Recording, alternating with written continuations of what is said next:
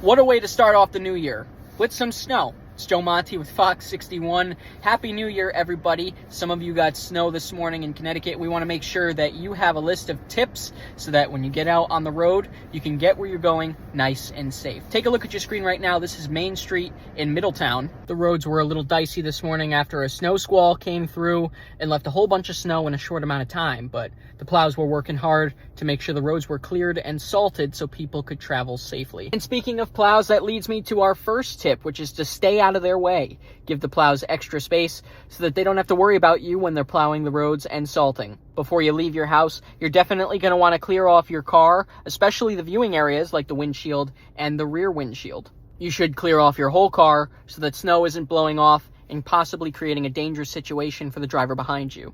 When driving on the roads, go extra slow and be careful. Some spots are definitely slick. Keep the distance between you and the car in front of you a little larger than normal. Also, increase and decrease your speeds gently to avoid sudden movements, and brake slowly. If you start to skid or slide on some of the wet conditions, definitely don't slam on your brakes. It's recommended that you just ease off the pedal and brake gently.